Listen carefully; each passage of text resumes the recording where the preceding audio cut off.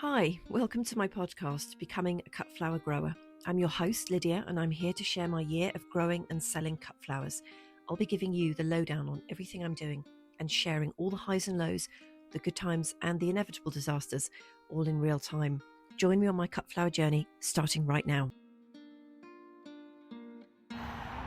I've just been waging war with the nettles up at the plot, and it's a love-hate relationship. I love them in that they make this fantastic nettle tea, which I can talk you through the recipe for doing at some point. It's very straightforward. But I hate them because they are a bit of a beast to get out of the ground. And I've been digging them up with a spade very carefully. I prefer to use a hand trowel, but for the really massive ones, just too difficult. And they are quite straightforward to get up. The roots are yellow, they're very easy to spot, and you just sort of if you can get the main body of the root up, and then you just track out and find all the other little roots. And they come up quite easily. So I've been doing that because I'm determined to get these beds ready. And the delay is that the bits that haven't cleared so far are where all the nettles are. So it's really, really hard work. But we're lucky at the moment. The soil temperature is great, the weather is great, so it's really straightforward to get them up, and the soil is lovely and light. It's friable, I think is the posh word to describe it up here, and so it's just hard, but it's not impossible. And I'm working on a new area as well, and what I've decided to do is to put the ducks into this area tomorrow, because they eat absolutely everything. And I think they might just knock everything back for me for a week or two and do the main hard work, and then the plants are a bit easier to get out. So it's been a lovely afternoon up here. There's lots of daffodils in the field, which I didn't plant. They're just here naturally, and I never cut them because they're just so beautiful, I think. What am I going to do? I'm going to cut them and then just put them in the house for a few days, and then there's nothing out in the field to look at, so I just leave them. And also there's a couple of forsythias up here, one of which is absolutely enormous, and that's very beautiful as well. Some people really hate yellow, and I must say I don't particularly like yellow, but it's growing on me as I get older. And I think because it's such a splash of colour, and we're so colour starved at this time of year, that I'm just sitting here admiring it and watching all the cars whizzing up and down on the road. You might be able to hear some of the traffic in the background because I'm not using my fancy microphone today. I'm just talking into the phone, and I don't think it dulls out all the noise. And I'm thinking of all the people commuting and thinking, I'm so glad I'm not commuting back from an office job. And if you are, then definitely give that up and be a cut flower grower instead, because it's just wonderful to be outside in the fresh air. Even though I'm living on dust at the moment, it's a really tough time of the year when you want to be buying seeds and getting going, and you need all these materials and bits and pieces, and I've normally burnt through all my savings by this time of year. And so you're kind of desperate to start selling things so that you can top up the coffers. And I've just messaged my florist that I'm working with this year and asked her if she wants some forsythia, and she might want some next week, which is very exciting. And she's got an event in a couple of weeks, so fingers crossed I might have something for that as well. I'm looking at these wonderful piles of hazel, coppiced hazel branches that my other half chopped down for me a few weeks ago, and we've stacked all of the stems up. So we've cut all the little side branches off, and I'm going to make lots of lovely wigwams and grow some of my sweet peas up them. I was going to put the sweet peas up the fence panels, and that is still my number one aim. But it did occur to me afterwards that whichever fence panels they go up, there's probably going to be chickens or ducks the other side, so they'll get eaten. So unless I do a double panel system, they may have to go up wigwams. So we'll see about that. I got a fantastic piece of metal trellising out of a skip in my nearby town a couple of weeks ago, and it's called rebar. And when you buy concrete, look at me talking like, oh, when you buy concrete, I don't buy concrete, I just go looking at skips and see what other people are throwing away. When builders are doing work with concrete, they have these huge metal trellises that get laid down on the ground, and then the concrete's poured over it, and it forms like an internal structure for the concrete. And if they don't need it, they just throw these bits of metal away, and they're absolutely fantastic. So I went round the back of this house and said to one of the builders, what are you doing with that rebar? Are you throwing it away? And he said, yes, obviously, because it's in a skip, but you have to kind of start the conversation somehow. And I said, well, could I have it, please? And he said, yeah, what do you want it for? And I said, I want to grow my sweet peas up it. And he looked completely blank, but he said, yeah, you can have it. So he carried it to the car for me, and I've got that, which I'm very pleased about. And the water bowsers that are down here on the plot are both full, so that is 2,000 litres of water down here, which is great, and I'm not touching them. So they're basically, nobody's allowed to touch them, because that has got to be saved for the cut flowers. And what else have I been up to? I've had a couple of afternoons in the greenhouse sowing more seeds, and I can talk more about that when I actually get home and get my book out in front of me. But the other thing I was doing yesterday was getting the dahlias out of the spare room and not potting them up, because they're not ready for that yet, but you have to get them out of the wherever you've stored them and put them in trays, like, I don't know, big vegetable trays or just shallow-sided trays. They don't need to have holes in the bottom, and then you just put a bit of compost in the bottom, put the tubers on them, a little bit of compost around the tubers, but not loads, and then a sprinkling of water. And that's to kind of encourage, and then you need to put them in the light, and that's to encourage them to start coming into growth, because it's like time to get them ready, but you don't want to pot them up yet. And what I'm going to be doing is working with my dahlia expert, Richard, and he's going to teach me how we actually go through this properly. So I've done the basics myself, but I'm going to see him next week, and I'm going to take Maggie C over. And any listeners from February will know that Maggie C is an enormous tuber that I had to take with me in February when I was house sitting.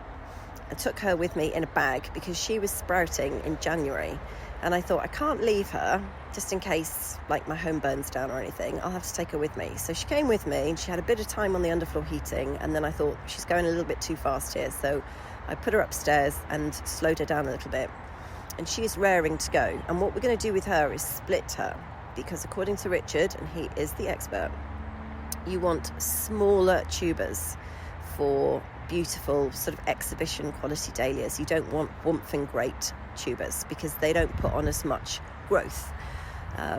You just get more of a bigger plant, but not so good for the flowering, and of course the flowers are what we want. So I'm going to take Maggie C with me next week when I see Richard, and I'll probably do a whole episode about what we do with Maggie C. I'm looking forward to that. I haven't seen Richard for a while, and it really feels like things are kicking off now. So that'll be good. And the rest of them, once Richard's explained what to do with Maggie C, I can come home and then do that with all of the others that I've got.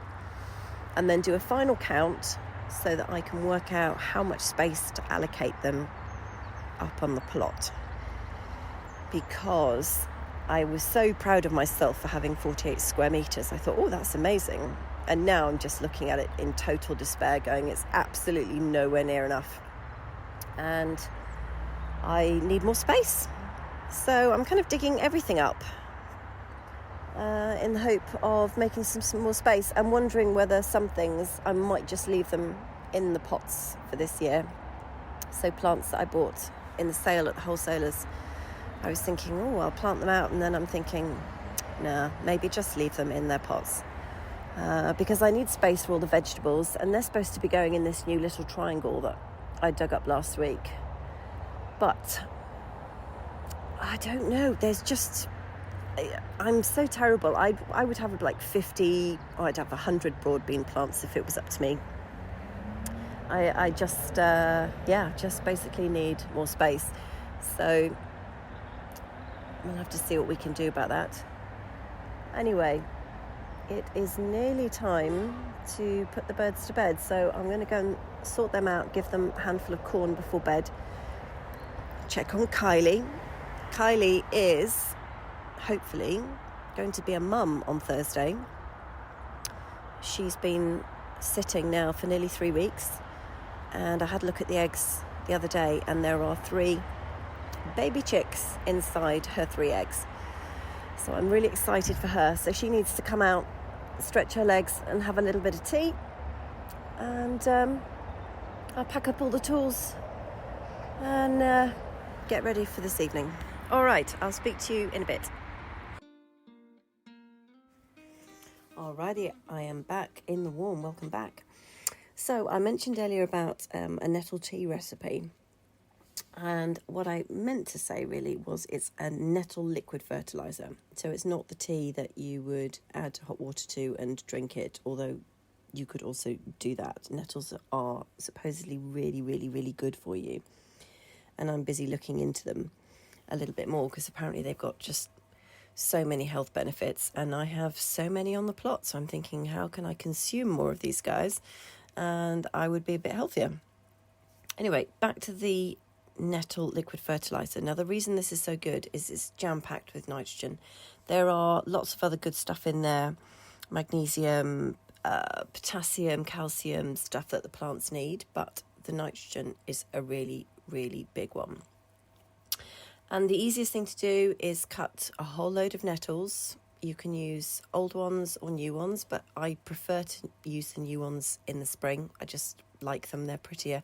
And I've got so many of them that I want to get rid. And you pop them all in a bucket and you cover it with rainwater, cover them with rainwater and weigh them down with a brick. Now, what some people do is that they put the nettles into a little mesh bag, a bit like the bags that you might wash your underwear in to stop them getting all knotted together in the washing machine, or those vegetable bags that you can get in the supermarkets with like a little drawstring at the top. So you could put all the nettles in one of those bags, and then when it comes to straining off the liquid at the end, you can literally just pull the bag out like a tea bag, and then the liquid that you've got left is going to form the basis of your liquid fertiliser. So you need to leave them soaking in the water for about a month, stir them a couple of times, or if you've obviously put them in the bag, just give the bag a bit of a jiggle. And then at the end of the month, you want to take the nettles out, and you can compost them. They kind of activate the compost heaps. I sort of have recurring nightmares about putting nettles in my compost bin, so I have to say I don't do that, but apparently you can do that. I just have fear that they're going to come back to life in the middle of the night, and then I'll just have nettles everywhere. But with the liquid, you want to dilute it on a ratio of 1 part nettle liquid to 10 parts of water. Don't put it on neat, whatever you do. And you will probably want to put this bucket somewhere sheltered, in that it's not going to fill up with rainwater and then overflow, and you're going to lose the goodness from the nettles. So just under any kind of covered area. It doesn't need to be like inside. Don't put it inside, because the next point I was going to say is that it absolutely stinks to high heaven. Like, if you've never grown it before, you'll think I'm mad even suggesting it, because it is the stinkiest thing you will ever come across. So just bear that in mind wherever you put it. Don't put a lid on it either, because I think it, as part of the process, I don't know whether it needs the contact with the air or whether it kind of gives off anything. I'm not saying it's some kind of explosive thing or anything, but just leave it to do its thing naturally. Like, don't put a lid on it, but don't also leave it out so that it can get filled up with more rainwater, and see how you get on with it. Now, the other thing that I mentioned earlier on was rebar. And it did occur to me when I was driving home that that might just, you'll be thinking, what did she say and how did she spell it?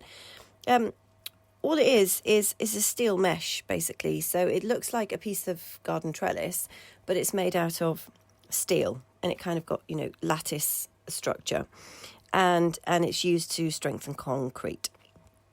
But the really great thing about it, and why I think it's going to be perfect for growing sweet peas up it, I've never used it before for that, but we've got it up at the chickens anyway, because we use it as like reinforcements over windows and doors and stuff, is that it's got a really rough texture.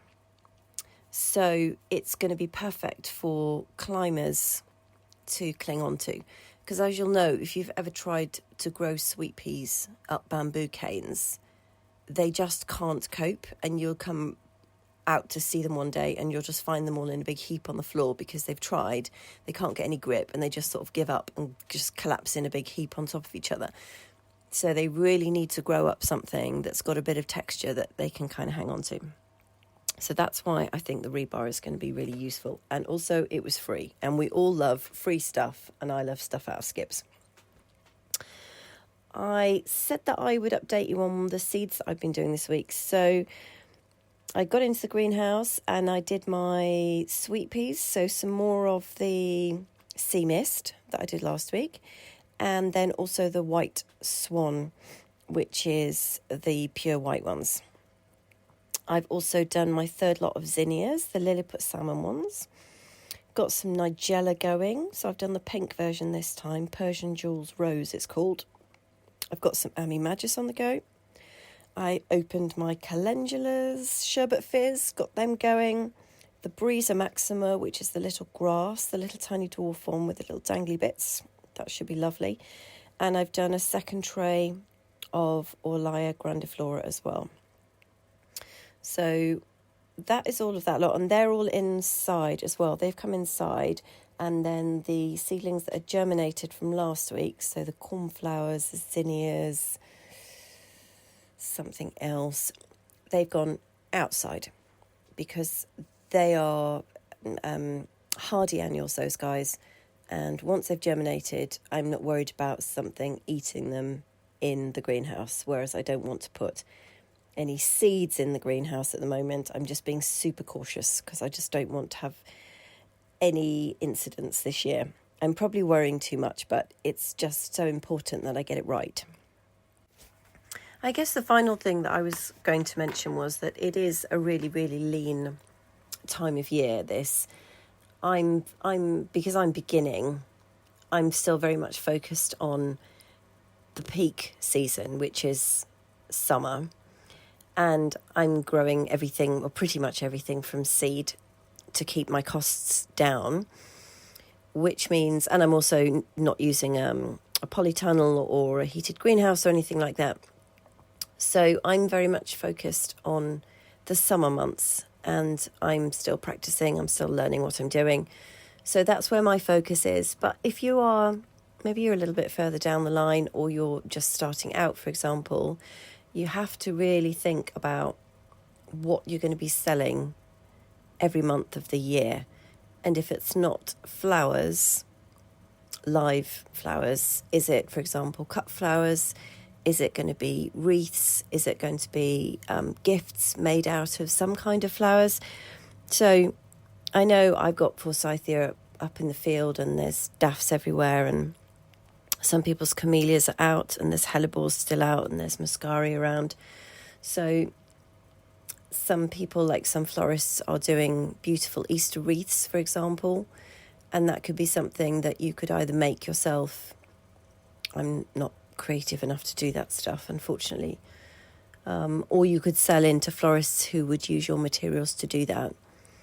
But if you're in the UK, or in like the growing zone, the same growing zone as we are here in the UK, then this can be quite a squeaky bum time of the year, because you've got expenditure for the season ahead.